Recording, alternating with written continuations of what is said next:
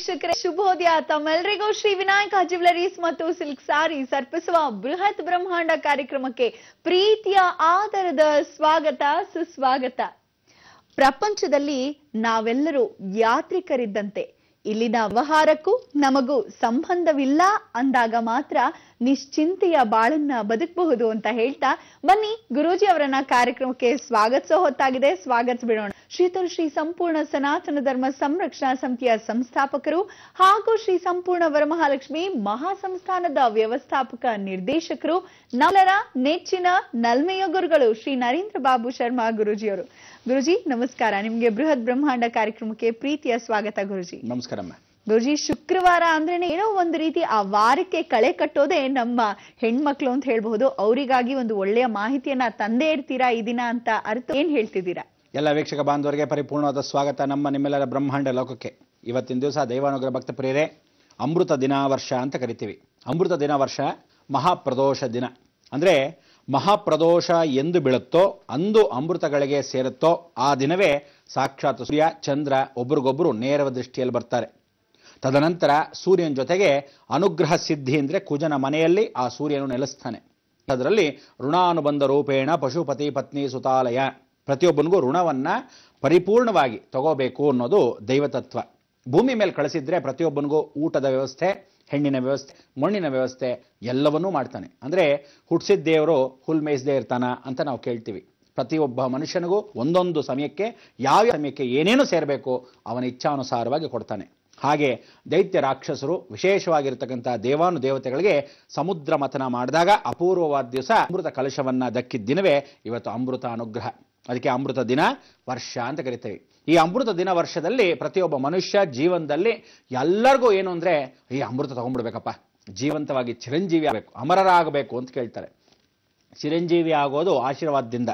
ಭಗವಂತ ನಿಷ್ಠೆಯಲ್ಲಿ 7 ಜನ: ಅಶ್ವತ್ಥಾಮ, ಬಲಿ, ವ್ಯಾಸ, ಕೃಪ, ಹನುಮಾನ್, ವಿಭೀಷಣ, ಪರಶುರಾಮ, ಸಪ್ತೈತೆ ಚಿರಂಜೀವಿ. ಅದಕ್ಕೋಸ್ಕರ ತಾಯಿಂದ್ರಾದವರು ಎಲ್ಲಾ ಗಂಡು ಮಕ್ಕಳಿಗೂ ಸ್ನಾನ ಮಾಡಿಸಬೇಕಾದ್ರೆ ತೊಡೆಯ ಮೇಲೆ ವಿಶೇಷವಾಗಿ ಎಣ್ಣೆ ಹಚ್ಚಿದಾಗ ತೊಡೆಯ ಮೇಲೆ ಈ 7 ದೇವತೆಗಳನ್ನ ಸ್ಮರಣೆ ಮಾಡಿಕೊಂಡು ಇವರ ತರ ಆ ಚಿರಂಜೀವಿ ಇರಬೇಕು ಅಂತ ಹೇಳ್ತಾರೆ. ಅಂದ್ರೆ ಈ ನನ್ನ ಮಗನೋ ಅಥವಾ ಮಗಳೋ ಚಿರಂಜೀವಿ ಆಗ್ಲಿ ಅಂತ. ಹೆಣ್ಣು ಮಕ್ಕಳಿಗಾದ್ರೆ ಬೆನ್ನಿನ ಮೇಲೆ ಆ ಚಿರಂಜೀವಿ ಅಕ್ಷರವನ್ನ ಬರೀತಕ್ಕಂಥ ಅವಕಾಶವನ್ನ ಈ ಮಂತ್ರವನ್ನು ಹೇಳ್ಕೊಂಡು ಆ ಕಾಲದಿಂದ ಬರ್ತಕ್ಕಂಥ ಪದ್ಧತಿ ಮುಖಾಂತರ ಹೇಳೋದು. ಮಹಾಪ್ರದೋಷ ದಿವಸ ಈಶ್ವರನಿಗೆ ವಿಶೇಷವಾಗಿರ್ತಕ್ಕಂಥವನು ಗಜ ಚರ್ಮ ಅಂಬಧಾರಿ. ಆ ಗಜ ಚರ್ಮವನ್ನು ಹಾಕೊಂಡಾಗ ಪಾರ್ವತಿ ಎಣ್ಣೆ ನೀರು ಹಾಕಿ ಸ್ನಾನ ಮಾಡಿಸ್ತಾಳೆ. ಆ ವಿಶೇಷವಾಗಿರ್ತಕ್ಕಂಥ ದಿನವೇ ಇಂದಿನ ದಿವಸ. ಅದಕ್ಕೋಸ್ಕರ ಆ ಸ್ನಾನ ಮಾಡ್ತಾ ಇದ್ದ ಸಮಯದಲ್ಲಿ ಸಮುದ್ರ ಮಥನ ಅಲ್ಲಾಗ್ತಾ ಇರುತ್ತೆ. ಸಮುದ್ರ ಮಥನ ಆಗ್ತಾ ಇದ್ದ ಸಮಯದಲ್ಲಿ ಹಾಲಾಹಲ ವಿಷ ಬರ್ತಾ ಇರುತ್ತೆ. ಆ ವಿಷ ಬರ್ತಾ ಇದ್ದಾಗ ಆ ವಿಷದ ಗಾಳಿಯಲ್ಲಿ ಎಲ್ಲರೂ ಕೆಲವು ರಾಕ್ಷಸರು ಮೂರ್ಛೆ ಹೋಗ್ತಾರೆ. ದೇವಾನುದೇವತೆಗಳು ತಡ್ಕೊಳಕ್ಕಾಗದೆ ಹಾಗೇ ಒಂದು ವಿಶೇಷವಾಗಿರ್ತಕ್ಕಂಥ ಮತ್ತು, ಆ ಮತ್ತಲ್ಲಿ ಕೆಲವರೆಲ್ಲ ಮೂರ್ಛತಾರೆ, ಕೆಲವರೆಲ್ಲ ಏನಾಗ್ತೀವೋ ಅಂತ ಗೊತ್ತಿಲ್ಲ ಹಾಗಾಗ್ಬಿಡ್ತಾರೆ. ಅಂತಹ ಸಮಯದಲ್ಲಿ ಏನಪ್ಪಾ ಮಾಡೋದು ಅಂದಾಗ ಎಲ್ಲ ಮಹಾವಿಷ್ಣು ಸ್ವರೂಪದಲ್ಲಿ ಭಗವಂತನ ಕೃಪಾ ಕಟಾಕ್ಷದಲ್ಲಿ ಬ್ರಹ್ಮಾದಿ ದೇವತೆಗಳೆಲ್ಲ ಸ್ಮರಣೆ ಮಾಡ್ಕೊಂತಾರೆ. ಈ ತರ ರಾಕ್ಷಸರು ಮೊದಲೇ ಮೂರ್ಛೋದ್ರು. ಆದ್ರೂ ಸಮುದ್ರ ಮಥನ ಮಾಡಕ್ಕೆ ನಮ್ಮ ಕಡೆ ಈ ಕಡೆ ದೇವತೆಗಳಿದ್ದಾರೆ, ಆ ಕಡೆನೂ ಸಮುದ್ರ ಮಥನಕ್ಕೆ ರಾಕ್ಷಸರು ಬೇಕೇ ಬೇಕು. ಆದ್ರೆ ಅವರು ಬರೀ ಪೂರ್ಣವಾಗಿ ಮೂರ್ಛೆ ಹೋಗಿದ್ರು. ಅದಕ್ಕೆ ಅಮೃತ ಹಾಲಾಹಲೇಶ್ವರನ ವಿಶೇಷವಾಗಿ ಎಬ್ಸಿ ಅಂತ ಹೇಳ್ತಾರೆ. ಆಗ ಸ್ನಾನ ಮಾಡ್ತಾ ಇರ್ತಕ್ಕಂಥ ಪರಮೇಶ್ವರನಿಗೆ ಈ ಒಂದು ವಿಶೇಷವಾಗಿರ್ತಕ್ಕಂಥ ವಿಷ ಜಂತನ ಓಡಿಸ್ತಕ್ಕಂಥದ್ದು. ಅದಕ್ಕೆ ಅವನೇನ್ ಮಾಡ್ತಾನೆ, ಆ ಹಾಲಾಹಲೇಶ್ವರ ಹೋಗಿ ಸ್ವತಃ ವಿಷ್ಣು ಈಶ್ವರವನ್ನ ಸ್ವರೂಪವಾಗಿ ಸ್ವೀಕರಿಸ್ತಾನೆ. ಆ ವಿಷದಲ್ಲಿ ಜೀವವಾಗಿ ಕೂತಿರ್ತಕ್ಕಂಥ ಕೆಳಗಡೆ ಪಾತಾಳದಲ್ಲಿ ಮಹಾವಿಷ್ಣು, ಅವನೇ ಕೂರ್ಮಾವತಾರ. ಯಾಕಂದ್ರೆ ಸ್ಥಿರತೆಯನ್ನ ಕೊಡ್ತಕ್ಕಂಥ ಬೆಟ್ಟ ಮೇರು ಪರ್ವತ ಅಂದ್ರೆ ಈ ಜಗತ್ತಲ್ಲಿ ದೊಡ್ಡ ಪರ್ವತ, ಎತ್ತರವಾದ ಶಿಖರ ಯಾವುದು ಅನ್ಕೊಂಡಿದ್ರೆ ಎಲ್ಲರೂ ಮೌಂಟ್ ಎವರೆಸ್ಟ್ ಅನ್ಕೊಂತೀರಾ? ಖಂಡಿತ ಇಲ್ಲ.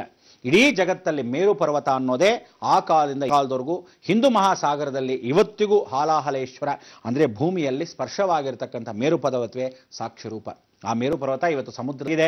ನಿಮಗೆ ಗೊತ್ತಿಲ್ಲದೆ ಇರೋಷ್ಟು ಹಿಂದೂ ಮಹಾಸಾಗರ ಅಂದ್ರೆ ಇಂಡಿಯನ್ ಓಷನ್ ಏನಿದೆ, ಆ ಇಂಡಿಯನ್ ಓಷನ್ ಕೆಳಭಾಗದಲ್ಲಿ ಇವತ್ತೂ ಸಮುದ್ರ ಮಥನ ಹೇಗಾಗತ್ತೋ ಆ ಸಮಯಕ್ಕೆ ಆಗುತ್ತೆ. ಆಗ ಅಮೃತವನ್ನ ಮೇಲ್ ಬಂದಾಗ ಎಲ್ಲರೂ ಕಿತ್ತಾಡ್ತಾರೆ, ನನಗೆ ನನಗೆ ನನಗೆ ಅಂತ. ಆಗ ಏನ್ ಮಾಡ್ತಾನೆ, ಮೋಹಿನಿ ಅವತಾರವನ್ನು ತೆಗೆದುಕೊಳ್ತಕ್ಕಂಥ ಮಹಾವಿಷ್ಣು ಸ್ವರೂಪ ಮತ್ತೊಂದು ಸೃಷ್ಟಿಯಾಗತ್ತೆ.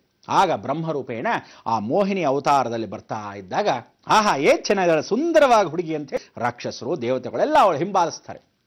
ದೇವತೆಗಳಿಗೆ ಕೆಲವರಿಗೆ ಅಷ್ಟದಿಕ್ಪಾಲಕರು ಅಂತ ಒಂದು ಜ್ಞಾನ ಏನಿರುತ್ತೆ, ಅವ್ರುಗಳು ಏನು ಹೇಳ್ತಾರೆ, ಸಾಕ್ಷಾತ್ ಮಹಾವಿಷ್ಣು. ಅದಕ್ಕೋಸ್ಕರ ತಾಳ್ಮೆಯಿಂದ ಇರಿ ಅಂತ ಹೇಳಿ ಎಚ್ಚರಿಸ್ತಾರೆ.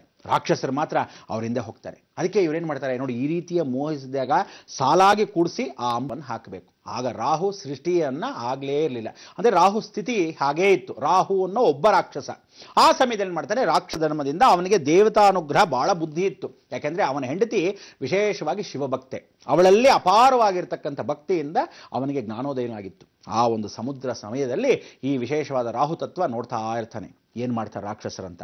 ಎಲ್ಲ ಹಿಂಬಾಲಿಸ್ಕೊಂಡು ಆ ಹುಡುಗಿ ಮೋಹಿನಿಯಿಂದ ಹೋಗ್ತಾ ಇದ್ದಾಗ ಅವಳು ಹೇಳ್ತಾಳೆ, ಸಾಲಾಗಿ ಕೂತ್ಕೊಳ್ಳಿ ಅಂತ. ಎಲ್ಲರನ್ನೂ ಕೂಡಿಸ್ತಾರೆ. ಒಬ್ಬೊಬ್ಬರಾಗಿ ಹಾಕ್ತೀನಿ, ಯೋಚನೆ ಮಾಡಬೇಡಿ. ಸರಿ ಆಯಿತು, ಬಹಳ ಸಂತೋಷ. ಅಮೃತ ಕಳೇಶ್ವರನ್ ತಗೊಂತಾರೆ.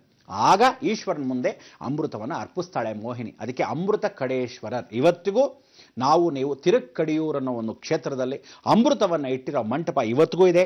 ಜೀವಂತವಾಗಿ ಅಮೃತ ಇವತ್ತು ಆ ಕಲಶದಲ್ಲಿ ಏನು ಮಾಡ್ತಾರೆ, ಪ್ರತಿ ವಿಶೇಷವಾಗಿರ್ತಕ್ಕಂಥ ಈ ದಿನದಲ್ಲಿ, ಅಂದರೆ ವರ್ಷದ 1.5 ವರ್ಷಕ್ಕೊಮ್ಮೆ, ವಿಶೇಷವಾಗಿ ಪೌರ್ಣಮಿ ದಿವಸ, ಪೌರ್ಣಮಿ ನಂತರ ಅನುಗ್ರಹ ಸಿದ್ಧಿಯನ್ನು ಪಡೆಯೋಕ್ಕೆ ಇದರೊಳಗೆ ಪೂರ್ತಿಯಾಗಿ ನೀರು ತುಂಬಿಸಿ ಅನುಗ್ರಹವನ್ನ ಪಡೆಯೋಕ್ಕೆ ಸ್ವಲ್ಪ ಮಟ್ಟಕ್ಕಾದರೂ ಇರುತ್ತೇನೋ ಅಮೃತ ಅಂತೇಳಿ ಅದನ್ನು ಸಾಂಸ್ಕೃತಿಕವಾಗಿ ಪೂಜೆ ಮಾಡ್ತಾರೆ. ಪೂಜೆಯನ್ನು ಕಲಶ ಆಹ್ವಾನ ಮಾಡಿದ ಮೇಲೆ ಆ ತೀರ್ಥವನ್ನು ಯಾರು ಅಲ್ಲಿ ಇರ್ತಾರೋ ಉಪಸ್ಥಿತವಾಗಿ ಅವ್ರನ್ನೆಲ್ಲರಿಗೂ ಈಶ್ವರನಿಗೆ ಅಭಿಷೇಕ ಮಾಡಿ ಅದನ್ನು ಕೊಡ್ತಾರೆ.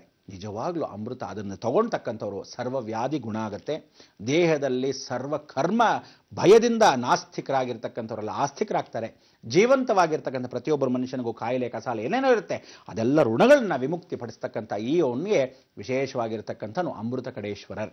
ಈ ಒಂದು ಕ್ಷೇತ್ರದಲ್ಲಿ 60 ವರ್ಷದ ಶಾಂತಿಯನ್ನು ಮಾಡ್ತಾರೆ. 60 ವರ್ಷದ ಶಾಂತಿಯನ್ನ ಹೇಗೆ ಇಲ್ಲಿ ರಾಹು ಏನು ಮಾಡ್ತಾನೆ, ಅಬ್ಬಬ್ಬಾ ದೇವತೆಗಳ ಕಡೆಯಿಂದ ಎಲ್ಲರೂ ಏನು ಮಾಡ್ತಾರೆ, ಆ ಕಡೆಯಿಂದ ಹಾಕೊಂಡ್ಬರ್ತಾಳೆ. ಇವಳು ಯಾರೋ ಮೋಹಿನಿ, ನೋಡೋಣ ಅಂತ ಹೇಳಿ ತಾನೇನು ಮಾಡ್ತಾನೆ, ತನ್ನ ಶಸ್ತ್ರವನ್ನು ವಿಶೇಷವಾಗಿರ್ತಕ್ಕಂಥದ್ದನ್ನ ಕೆಳಭಾಗದಲ್ಲಿ ಹಾಕ್ತಾಳೆ. ಆ ಕೆಳಗಡೆ ಹಾಕಿರೋ ಶಸ್ತ್ರದ ಮೇಲೆ ಈ ಮೋಹಿನಿ ಮಹಾವಿಷ್ಣು ಕಾಲನ್ನು ಇಟ್ಟಿದ ತಕ್ಷಣ ಅವನು ಯಾರು ಅನ್ನೋದು ರಾಹುಗೆ ಗೊತ್ತಾಗ್ಬಿಡುತ್ತೆ. ತಕ್ಷಣ ಏನು ಮಾಡ್ತಾನೆ, ಯಾರಿಗೂ ಗೊತ್ತಿಲ್ಲದೆ ಹೋಗಿ ದೇವತೆಗಳ ಮಧ್ಯದಲ್ಲಿ ಕೂತ್ಕೊಂಡ್ಬಿಡ್ತಾನೆ.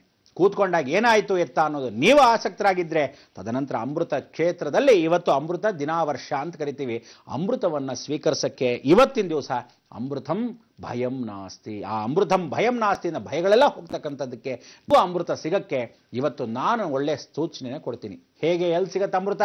ನೀವೆಲ್ಲ ಅಮರ ಆಗಬೇಕು ಅನ್ನೋದಕ್ಕಿಂತ ಜೀವಂತವಾಗಿದ್ದಾಗ ಕಷ್ಟಗಳೆಲ್ಲ ದೂರ ತರೆದು ವಿಶೇಷವಾಗಿರ್ತಕ್ಕಂಥ ಭಗವಂತನ ಕೃಪಾ ಕಟಾಕ್ಷ ಅಮೃತ ಕಡೇಶ್ವರನಿಗೆ ಶರಣ ಆಗಬೇಕು ಅಂದರೆ ಏನು ಮಾಡಬೇಕು ಅನ್ನೋದು ತಿಳಿಸ್ಕೊಡ್ತೀರಿ. ಮಹಾಪ್ರದೋಷದ ದಿನ ಇವತ್ತೇ ಆ ಒಂದು ವಿಶೇಷ ಸೂಚನೆ ಏನು ಅಂತ ಕಾಯ್ತಾರೆ. ಈಗ ಬಂದೆ ಗುರುಜಿ, ಇವತ್ತು ಒಂದು ವಿಶೇಷವಾದ, ನಾವು ಯಾವತ್ತೂ ಕೇಳಿರದ ಒಂದು ವಿಶೇಷ ಮಾಹಿತಿ ಹೇಳಿದ್ರಿ. ಅಮೃತ ದಿನ ವರ್ಷ ಇವತ್ತು, ಹಾಗಾಗಿ ನಾವು ಮನೇಲಿ ಏನು ವಿಶೇಷ ಸಿದ್ಧತೆ ಮಾಡ್ಕೊಬೇಕು ಈ ದಿನಕ್ಕಾಗಿ ಪೂಜೆ ಮಾಡೋದಕ್ಕೆ ಅಂತ ಹೇಳ್ತಾ ಇದ್ರಿ.